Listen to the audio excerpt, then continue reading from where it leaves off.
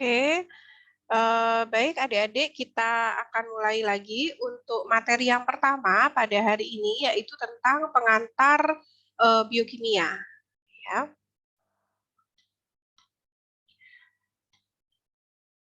Nah, biokimia ini berasal dari kata bios, ya, bahasa Yunani. Bios itu artinya hidup. Ya. Kimia, ya bahan kimia. Berarti biokimia ini cakupannya adalah kita akan mempelajari zat-zat kimia yang ada di dalam makhluk hidup, gitu. Ya. Jadi kalau menurut Webnet Dictionary, biokimia ini adalah kimia dari bahan-bahan dan proses-proses yang terjadi dalam tubuh makhluk hidup sebagai upaya untuk memahami proses kehidupan dari sisi kimia. Ya. Dan biokimia ini mencakup banyak bidang, ya, baik itu biologi, mulai dari biologi sel, biologi molekular, biologi genetik, ya, dan juga aplikasinya nanti bidang kesehatan, bidang farmasi, dan seterusnya. Sehingga ya biokimia ini merupakan ilmu yang mempelajari tentang molekul yang ada di dalam tubuh organisme hidup beserta reaksi kimia yang terjadi di dalamnya. Nah, itu adik-adik. Jadi kalau kita mau belajar biokimia, gambarannya adalah kita ini akan mempelajari molekul-molekul di dalam tubuh makhluk hidup, ya, khususnya manusia, beserta reaksi-reaksi yang terjadi, reaksi-reaksi kimia yang terjadi. Nah, ini fungsinya atau tujuannya apa? Tujuannya adalah untuk memahami secara lengkap bagaimana sih struktur daripada organisme ini sampai dengan tingkat molekul. Kemudian kita juga akan memahami proses-proses kimia yang mendasari kita memahami proses fisiologis dan biologis di dalam tubuh. Nah, kenapa sih kok terjadi kontraksi otot, ya? Kenapa kemudian terbentuk energi di dalam tubuh? Kenapa terjadi signaling persinyalan hormon, ya? Hormon bisa bekerja. Kenapa sih terjadi pelepasan hormon di dalam tubuh? Kenapa kemudian sel ini bisa sel syaraf ya bisa menghantarkan impuls saraf? Itu semua akan dijelaskan di dalam biokimia, dasar-dasarnya, adik-adik. Ya, sebelum kita memahami fisiologi di dalam tubuh, memang biokimia ini harus dikuasai, ya. Nah, apakah biokimia ini hanya menggambarkan proses yang normal di dalam tubuh? Tidak, ya. Tidak hanya proses yang normal. Biokimia ini juga akan mengantarkan kita memahami proses-proses yang tidak normal di dalam tubuh. Ya, jadi ada biokimia yang normal di dalam tubuh dan juga ada biokimia yang tidak normal di dalam tubuh, begitu. Ya. Nah, kemudian jadi ruang lingkupnya biokimia apa saja? Yang pertama kita akan mempelajari struktur kimia dulu, walaupun di kimia dasar sudah ada ya. Ini khususnya adalah zat-zat kimia atau molekul-molekul kimia yang ada di dalam tubuh manusia, seperti itu. Misalnya membran, ya, membran sel. Itu kan kalau di apa namanya di kimia kan tidak diajarkan, hanya diajari struktur protein tuh seperti ini, struktur karbohidrat seperti ini. Tetapi kalau di membran itu kan terbentuklah lipid bilayer. Nah, ini strukturnya seperti apa? Ini yang akan dipelajari di biokimia. Kemudian struktur 3 dimensi dari molekul biologis, ya. Tidak hanya apa namanya struktur yang paling kecil, ya, contohnya protein itu kan struktur terkecilnya asam amino. Kemudian kalau karbohidrat ini ada glukosa, tidak hanya di lingkup terkecilnya tapi juga molekul yang lebih besar. Lalu di biokimia juga akan diajarkan tentang interaksi antar molekul. Bagaimana sih interaksi enzim dengan substrat, bagaimana sih interaksi antara reseptor dengan ligan, ya, bagaimana sih interaksi antara kofaktor enzim dengan enzimnya, itu akan dijelaskan, ya. Lalu yang ketiga adalah bagaimana molekul itu terbentuk. Nah, ini berarti sintesis, ya, sintesis molekulnya. Contoh protein, gimana bisa terbentuk protein di dalam tubuh? Ini akan dijelaskan. Gimana terbentuk enzim di dalam tubuh akan dijelaskan. Itu ya. Selain sintesis juga akan dijelaskan degradasinya. ya. Bagaimana pembongkarannya itu akan dijelaskan juga ya, tidak hanya terbentuk tapi juga dibongkarnya bagaimana gitu. Ya, seperti karbohidrat itu nanti dibongkarnya seperti apa, lipid yang kompleks ya dibongkarnya atau di katabolismenya seperti apa ya. Itu. Lalu yang keempat, nah kita juga akan mempelajari nih bagaimana cara memperoleh dan memanfaatkan energi karena di dalam proses metabolisme energi ini berperan sangat penting.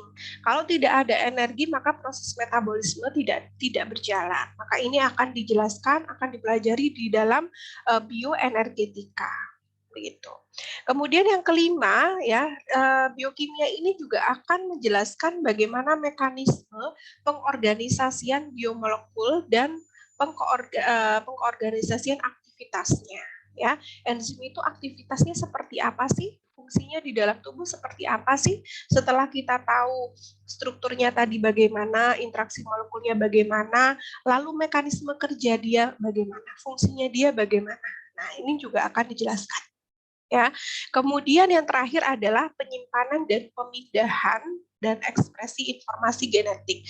Jadi ada pada topik asam nukleat yang kemudian asam nukleat kita tahu di dalam DNA dan RNA itu menyimpan informasi genetik ya. Bagaimana informasi genetik tadi ditransformasikan menjadi suatu bentuk protein ya. Kemudian protein ini akan berfungsi di dalam tubuh. Nah, ini akan dijelaskan. Nah, selain itu adik-adik, selain 6 ini, kita juga akan membahas zat-zat asing tadi ya, zat xenobiotik yang masuk ke dalam tubuh itu gimana sih prosesnya di dalam tubuh itu, apakah dia didegradasi, ataukah dia dibentuk ke dalam bentuk yang lain, ya kalau diubah ke dalam bentuk yang lain ini aman tidak bagi tubuh, berbahaya tidak bagi tubuh, seperti itu gitu. Jadi sampai seperti itu adik-adik untuk ruang lingkup biokimia ya. Kemudian juga kita akan mempelajari struktur-struktur makromolekul ya, molekul dan molekul-molekul yang lebih besar yang menyusun tubuh kita, seperti contohnya tadi imunoglobulin ya atau antibodi. Antibodi itu kan molekul di dalam tubuh manusia ya adik-adik ya. Struktur dasarnya itu adalah protein ya, globin. Nah, nanti dia akan berikatan dengan apa seperti itu. Hemoglobin juga ya, contoh hemoglobin ini pigmen warna pada tubuh kita ya, pigmen warna pada eritrosit atau sel darah merah. Nah, hemoglobin ini terdiri dari apa sih? Kok bisa terbentuk hemoglobin? Terdiri dari heme dan globin, di mana globin ini akan berikatan dengan zat besi ya, metaloprotein, sehingga hemoglobin disebut dengan metaloprotein atau protein yang akan ikatan dengan suatu logam ya, metal itu kan logam. Nah, logamnya apa ya? Zat besi. Makanya kalau kita anemia, kekurangan hemoglobin ini bisa diatasi dengan asupan zat makanan berupa zat besi yang banyak, karena zat besi ini merupakan salah satu penyusun daripada hemoglobin. Seperti itu adik-adik ya. Dengan adanya biokimia ini kita akan mempelajari proses di dalam tubuh, fisiologis di dalam tubuh ini lebih dalam lagi. Begitu ya. Nah, sekarang biokimia ini ternyata banyak sekali kaitannya dengan ilmu yang lain, adik-adik. Jadi kita harus terbuka dengan berbagai macam ilmu. Jadi irisannya banyak sekali dengan ilmu lain. Antara lain biologi sel, ya, fisiologi. Kemarin semester kemarin kita belajar anatomi fisiologi. Ini ada kaitannya dengan biokimia. Patofisiologi, ya. Kalau fisiologi normalnya, kalau patofisiologi tidak normalnya. Bagaimana sih terjadinya peningkatan glukosa di dalam tubuh gitu ya, itu akan dijelaskan dengan biokimia. Efeknya apa kemudian itu juga jembatannya adalah biokimia. Kemudian imunologi juga seperti itu ya. Imunologi, sistem imun kita ada yang namanya antibodi atau imunoglobulin contoh ya. Ini juga reaksinya, bagaimana strukturnya ini dijelaskan di biokimia. Lalu juga dengan farmakologi, bagaimana mekanisme obat di dalam tubuh. Nanti tentu topiknya yang berkaitan adalah zat xenobiotik ya. Toksikologi, zat-zat racun yang masuk di dalam tubuh, bagaimana proses biokimianya. Kimia organik ya, kimia organik ini kan kita tahu molekul-molekul yang organik yang berkaitan dengan tubuh manusia ya. Tapi kalau kimia organik ini hanya membahas strukturnya saja, kalau biokimia ini beserta reaksinya, Adik-adik ya. Nah, anatomi ya tidak hanya fisiologi, anatomi juga berkaitan dengan biokimia. Bagaimana otot itu bisa terbentuk ya, proteinnya kan miosin sama aktin ya. Itu strukturnya akan dipelajari, mekanismenya juga akan dipelajari. Lalu histologi jaringan juga seperti itu ya. Mikrobiologi ini kaitannya kalau biokimia pada mikroorganisme ya, seperti virus ataupun bakteri. Kemudian genetika juga berkaitan karena bahasannya juga ada yang ke asam nukleat atau nukleotida. Nah, kenapa sih kita perlu belajar biokimia ya? Untuk orang kesehatan ini pentingnya apa gitu ya. Yang pertama adalah dengan biokimia kita akan mempelajari interaksi molekul-molekul hidup ya, hidup dan tak hidup sebenarnya ya. Mulai dari strukturnya, interaksinya sampai dengan proses-prosesnya yang mencirikan organisme tersebut gitu. Ya, misalnya manusia ataupun bakteri. Ada yang bakteri jenis tertentu, misalnya bakteri Mycobacterium tuberculosis ya, itu dia kan bakteri tahan asam ya. Ini ada kaitannya dengan karakterisasi molekul di dalam tubuhnya yang identik gitu. Lalu kita juga akan mempelajari fisiologi tubuh ya, makanya kita harus tahu biokimia, ya, itu kondisi sehatnya. Yang ketiga kondisi sakitnya, di mana penyakit itu bisa terbentuk dari reaksi biokimia bisa dijelaskan. Kemudian yang keempat, mengetahui berbagai senyawa metabolit hasil metabolisme zat yang masuk ke dalam tubuh ya, contoh obat-obatan atau zat xenobiotik lainnya. Kita bisa menilai zat tersebut berbahaya atau tidak ketika kita tahu zat metabolit yang dihasilkan dari metabolismenya. Kalau kita mengetahui, oh ternyata zat metabolit itu adalah hasil metabolisme yang dihasilkan oleh suatu zat itu kok berbahaya, maka kita bisa menentukan zat tersebut toksik ya. Tapi kalau tidak berbahaya ya dan memiliki manfaat secara farmakologis atau fisiologis yang normal, maka kita bisa sebut itu obat ya. Nah, obat sama racun kan tidak berbeda jauh ya. Kadangkala selain dari aspek metabolit yang dihasilkan juga dari dosisnya ya. Kalau kalian belajar farmakologi kan seperti itu. Kemudian biokimia ini juga memiliki pengaruh terhadap kajian-kajian nutrisi. Ini bagi bidang kedokteran preventif. Bagaimana kita mencegah terjadinya penyakit ya, maka zat-zat apa saja yang harus kita miliki, makromolekul maupun mikromolekul yang harus ada seperti itu. Nah, semua penyakit ini memiliki dasar biokimia di dalam tubuh ya, semua penyakit. Jadi kita makanya nanti ada biokimia klinis, di situ kalian akan terbuka ya bahwasanya memang dasar daripada biokimia ini adalah penyakit ya. Dasar dari penyakitnya ada biokimia seperti itu. Kemudian ini kajian dari biokimia, hubungannya antara biokimia dengan kedokteran ya. Ada 4 molekul besar yang mendasari terbentuknya tubuh manusia ya. Ada asam nukleat, ada protein, ada lipid dan karbohidrat. Nah, kalau kita kaitkan misalnya biokimia dengan kedokteran, ini asam nukleat, protein sampai dengan karbohidrat ini kalau kondisinya normal akan membentuk sesuatu yang normal.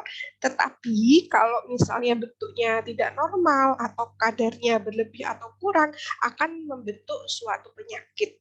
Ya, contoh misalnya asam nukleat yang tidak sesuai rantai nukleotidanya, urutan basa nitrogennya akan terbentuklah penyakit genetik, misalnya seperti itu. Itu ya adik-adik ya, karbohidrat yang mudah misalnya tidak terjadi metabolisme yang normal di dalam sel ya, bahwasanya glukosa tidak bisa dimetabolisme menjadi energi, maka dia akan membentuk diabetes mellitus kalau glukosanya meningkat di dalam darah, seperti itu. Ini gangguan klinis ya. Jadi kenapa kok penting sekali orang kesehatan, orang farmasi misalnya memahami biokimia ya seperti ini karena kaitannya nanti kita memahami molekul di dalam tubuh yang normal dan tidak normal ya. Nah, ini salah satu contoh juga tentang zat sinobiotik. Tadi saya bilang bahwa kita bisa menilai suatu zat yang masuk ke dalam tubuh itu memiliki sifat toksik atau tidak itu dari hasil metabolismenya juga ya. Contoh etanol ini. Etanol bisa menimbulkan kerusakan di sel tubuh kita itu bukan etanolnya tetapi hasil metabolitnya dari etanol tersebut. Nah, etanol misalnya diminum ya seseorang gitu ya, alkohol ya. Kemudian masuk ke saluran pencernaan, kemudian dari saluran pencernaan masuk ke hepar. Di hepar dia akan diubah oleh enzim dehidrogenase membentuk formaldehid, asetaldehid sama glikol-aldehid. Nah, contoh salah satu misalnya formaldehid. Nanti formaldehid ini akan dimetabolisme lagi oleh enzim yaitu aldehid dehidrogenase menjadi asam formik ya atau formic acid. Di mana formic acid inilah yang akan merusak fungsi di dalam sel. Ya, seperti itu. Jadi metabolitnya dari suatu zat itu berbahaya, maka kita katakan toksik juga ya. Seperti itu adik-adik. Nah, ini ya, jadi formic acid atau asam formik tadi yang merupakan hasil metabolit metanol menjadi formaldehid, formaldehid menjadi formic acid, itu formic acidnya akan menyebabkan kerusakan jaringan ya atau tissue injury gitu. Nah, untuk sejarah biokimia tentu ini yang mendasarnya adalah kimia dasar ya. Saya tidak akan mengajari kalian lagi tentang ini, tentu sudah didapatkan sebelumnya bahwa kita harus mempelajari elemen-elemen di dalam tubuh ya. Ada elemen utama, ada karbon, ada atom karbon, hidrogen, nitrogen, dan oksigen. Jadi 4 atom itulah yang menyusun unsur utama di dalam tubuh. Jadi ada 4, karbon, hidrogen, nitrogen, dan oksigen. Kalau saya tadi cerita molekul yang mendasari tubuh kita itu ada 4, itu ada asam nukleat, ada karbohidrat, ada lipid, dan juga ada protein. Kalau di tingkat atom yang lebih kecil lagi itu ada karbon, ada hidrogen, ada nitrogen, dan ada oksigen. Nah, kenapa 4 atom ini menjadi dasar dari terbentuknya makhluk hidup ya? Karena saya jelaskan di sini. Sebentar ya.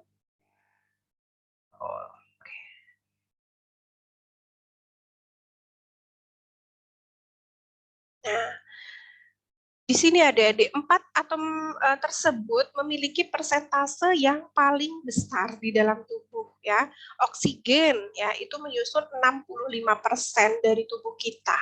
Itu yang paling banyak adalah oksigen. Kemudian karbon ya, karbon ini 18,5, hidrogen 9,5 dan nitrogen 3,2. Nah, keempat atom ini merupakan penyusun sekitar 99% ya. Sisanya ada kalsium, ada potasium ya, ion-ion ya. Itu kecil sekali ya, 1% saja, sekitar 1%. Yang paling banyak adalah oksigen. Bayangkan ketika kita kekurangan oksigen, maka proses-proses dalam tubuh kita fisiologis pasti terganggu. Gitu ya. Makanya oksigen ini sangat penting sekali bagi tubuh kita. Seperti itu adik-adik ya. Nah, kemudian kenapa juga CHON ini ya? CHON ini merupakan elemen paling penting selain dari jumlahnya yang paling banyak, dia merupakan elemen penyusun protein, lipid, karbohidrat, dan asam nukleat yang terbanyak. Jadi penyusun komponen organik ya, yang terbanyak ini adalah CHON. Seperti itu ya. Terutama memang di sel hewan dan manusia ya. Itu. Kemudian komponen. Nah, kita tahu ada komponen organik dan anorganik atau inorganik. Kalau komponen organik tentu yang menyusun material hidup atau organisme hidup ya. Kalau dari level atom itu ada CHON ya tadi ya. Kalau ke molekul ada karbohidrat, protein, lipid, dan asam nukleat. Sedangkan sisanya ini ada inorganic compound ya, ada air, ada asam ya, kemudian mineral ya. Nah, seperti itu. Ya, elektrolit ya juga. Nah, ini kemudian kation, anion ini masuk juga dalam anorganik ya, elemen anorganik di dalam tubuh. Nah, ruang lingkup biokimia itu mulai dari level atom ya. Dari tadi yang CHON. Kemudian masuk ke unsur, ke senyawa, ke molekul. Molekul itu ada protein, ada lipid, ada karbohidrat, dan asam nukleat. Lalu dia membentuk sel, sel membentuk jaringan, jaringan membentuk organ, organ ke sistem organ, dan terakhir organisme. Ya, jadi tubuh kita yang satu kesatuan besar itu mulai dari level biokimia terkecil yaitu atom itu semuanya secara struktural bisa dijelaskan ya, baik itu struktur maupun proses, sehingga kalau mekanisme atau prosesnya secara biokimia ini tentu harus bisa dijelaskan begitu ya. Nah, maksud saya apa? Maksud saya suatu fungsi yang besar ya, satu manusia seperti ini itu mulai dari fungsi yang terkecil di level seluler bahkan di level atom gitu ya. Kalau ada gangguan di level seluler, maka akan terjadi gangguan secara keseluruhan di level organisme. Nah, itu ya kajian biokimia. Nah, ini air, ya air vital bagi tubuh manusia, ya. Dia fungsinya sebagai pelarut, ya, terbanyak sebagai pelarut dan media untuk difusi atau perpindahan molekul dari dan ke dalam sel, ya, sehingga kita sangat membutuhkan air. Ini kalau di tumbuhan, ya. Kemudian air juga menyusun cairan-cairan tubuh kita, misalnya mukus atau lendir itu tentu ada H2O ya. Kemudian cairan sinovial di dalam otot ya, itu juga terdiri dari air. Cairan cerebrospinal, darah ya, sel pun juga mengandung air gitu. Ya, ini untuk menjaga tekanan di dalam sel supaya isotonis, ini juga harus ada air ya yang akan mengontrol keseimbangan osmotik di dalam sel. Karena kalau tidak isotonis, maka sel ini akan mudah lisis ya atau pecah dan juga krenasi atau mengkerut gitu. Itu fungsi daripada air ya. Nah, ini tadi yang saya ceritakan bahwasanya molekul dasar dalam tubuh kita yang ada 4 itu, karbohidrat, lipid, protein, dan asam amino, elemen penyusun utama ya CHON ini paling banyak gitu ya. Makanya elemen inilah yang paling besar jumlahnya di dalam tubuh. Tuh. Kemudian ini secara umum fungsinya ya, nanti akan lebih jelasnya lagi di pertemuan. Bahwasanya kalau karbohidrat ini memegang peranan penting sebagai sumber energi yang utama bagi tubuh manusia ya. Dia juga akan membentuk gula otot ya. Kalau di manusia ya, kalau di tumbuhan ini sebagai serat, kemudian pembentuk dinding sel dan juga menyimpan cadangan makanan. Itu kalau karbohidrat ya, fungsi utamanya bagi manusia sebagai sumber energi. Dan dia juga menyusun beberapa struktur di dalam tubuh manusia, utamanya adalah membran sel. Kemudian lipid ya, lipid juga merupakan sumber energi, tetapi yang kedua ya setelah karbohidrat yang pertama kali di metabolisme itu adalah karbohidrat ya. Setelah itu lipid juga berfungsi untuk membentuk struktur di dalam tubuh ya. Tadi untuk membran sel tidak hanya karbohidrat tapi juga ada lipidnya. Lalu dia juga membentuk hormon ya, kemudian kolesterol, ada juga pengangkut ya, lipid pengangkut seperti itu. Kalau hormon ya beberapa hormon steroid seperti estrogen dan progesteron ya. Kemudian protein. Nah, protein ini banyak berfungsi sebagai pembentuk sel gitu. Baik itu membran sel maupun sitoplasma itu ada kandungan proteinnya ya.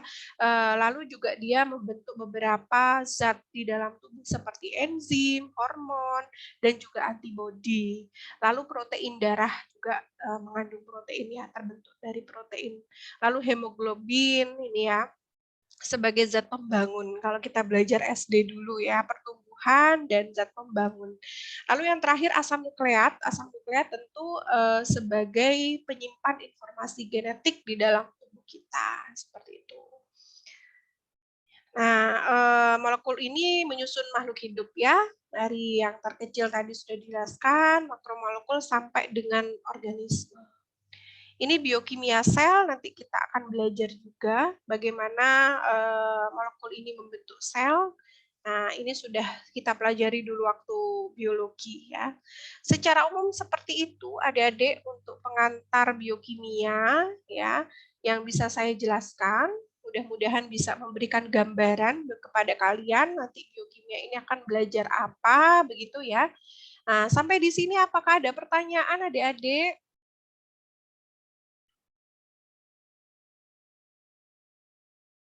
Bagaimana?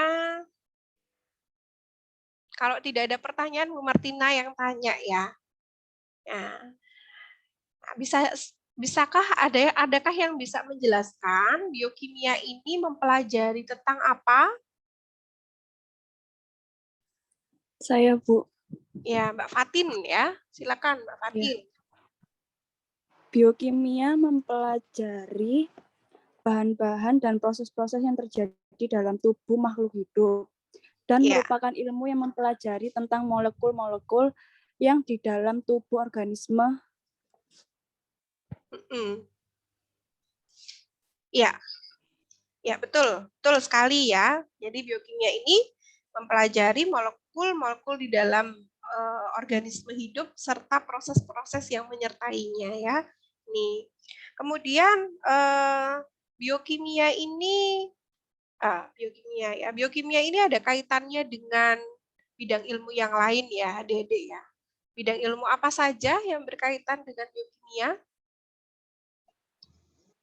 Biologi sel. Mbak Putri ya? Iya, Bu. Ya, biologi sel. Terus apa lagi? Terus fisiologi. Terus Fisiologi. ada patofisiologi. Terus farmakologi. Toksikologi. Kimia organik. Histologi, mikrobiologi, genetika. Imunologi juga, Bu. Iya, betul. Ya. Lalu makromolekul penyusun tubuh kita yang paling utama itu ada apa? Ada apa saja makromolekul yang paling utama? Ada yang bisa? Ayo, sudah saya jelaskan tadi juga sama fungsinya. Siapa? Mbak Firda? Mungkin? Mbak Armeta? Atau Mbak Octavia? Air, Bu. Mbak Octavia, air. Makromolekul, ya, yang komponen organik. Iya, salah. Salah, yang lain. Apa? Yang 4 itu loh. Ada 4. Ya, asam nukleat. Siapa nih? Siapa nih? Raise hand. Saya, atau Mbak Putri. Yang lain? Ya. Mbak Putri sudah. Yang lain? Siapa nih? Mbak Octavia lagi? Atau Mbak Andira? Mbak Diva? Saya, Bu. Mbak Sylvia? Boleh. Apa aja Mbak makromolekul utama penyusun tubuh manusia?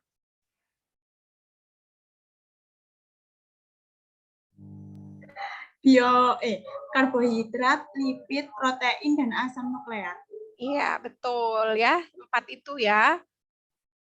Oke. Kemudian kalau elemen atau atom yang menyusun paling besar tubuh manusia? Karbon, hidrogen. Siapa ini? Sebutkan nama Oksigen. dulu ya. Mbak Andira sama Mbak Diva ya? Iya. Oke, karbon, hidrogen, Meta, Bu.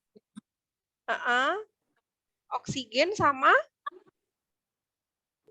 Nitrogen ya, CHON itu ya. Yang paling banyak adalah oksigen, betul, 65%. Nah, kemudian selain nanti kita dalam biokimia membahas 4 tadi, karbohidrat, lipid, protein, dan asam nukleat, kita juga membahas zat xenobiotik. Nah, apa yang dimaksud dengan zat xenobiotik ini, adik-adik? Zat asing yang masuk ke dalam tubuh. Iya, Mbak Ermeta ya. Zat asing, Iya, Bu. Zat asing yang masuk di dalam tubuh, betul ya. Seperti apa misalnya Mbak Armeta? Makanan, zat adiktif lainnya. Apalagi? Obat-obatan. Zat yang di luar dari tubuh. Iya, obat-obatan juga ya. Iya, Bu. Ya, betul. Itu dia zat. Adakah yang bisa mencontohkan misalnya satu jenis zat xenobiotik yang kemudian sampai kepada zat metabolitnya? Ternyata zat metabolitnya ini berbahaya bagi tubuh ya. Dia kan melalui proses metabolisme dulu ya. Apa Bu Martina tadi mencontohkan apa misalnya? Alkohol ya, etanol ataupun metanol ya. Nah, kalau orang minum alkohol masuk ke dalam tubuhnya, kemudian dari hepar sampai di hepar ya, di sel hati, hepatosit, dia akan dimetabolisme oleh enzim ya. Jadi metabolisme yang berperan tentu adalah satu enzim sebagai biokatalisator ya. Selalu, pokoknya reaksi biokimia tanpa enzim tidak bisa ya. Harus ada reaksi enzimatik, berarti harus ada enzimnya. Kemudian juga ada energi atau ATP yang akan memproses reaksi tersebut. Gitu ya. Nah, tadi saya contohkan alkohol atau metanol. Dia diubah oleh enzim apa namanya tadi, alkohol dehidrogenase yang membentuk formaldehid. Nah, formaldehid diubah jadi formaldehid dehidrogenase membentuk formik acid atau asam formik. Yang mana asam formik itu akan merusak jaringan sel-sel di dalam tubuh kita, terutama hepar ya. Sehingga orang yang minum alkohol banyak-banyak begitu ya, maka yang terjadi adalah sel-sel heparnya rusak ya. Nah, bisa ke hepatitis atau ke kanker hati itu ya, Adik-adik ya. Hepatokarsinoma itu kalau sudah kronis. Itu Adik-adik ya. Nah, sudah bisa dipahami ya, Adik-adik, kita satu semester ini akan belajar seperti apa biokimia? Sudah ya? Sudah jelas? Sudah, Bu. Ya. Baik, kalau sudah jelas nanti akan saya share materinya di di WhatsApp group sambil menunggu e-learning-nya aktif ya. Adik-adik nanti kan ikut sosialisasi juga. Setelah itu nanti kita share materi di e-learning. Baik, terima kasih. Mungkin itu saja yang bisa Bu Martina sampaikan untuk hari ini. Mudah-mudahan bisa dipahami dan juga bermanfaat. Saya mengucapkan terima kasih untuk aktivitas, keaktifan, dan partisipasi kalian. Saya akhiri. Wassalamualaikum warahmatullahi wabarakatuh. Waalaikumsalam warahmatullahi wabarakatuh. Terima kasih, Bu. Terima kasih. Ya, jangan lupa untuk presensi disiakat ya. Jangan sampai tertinggal. Baik, Bu. Ya, ini saya screenshot hari ini. Terima kasih. Assalamualaikum. Waalaikumsalam.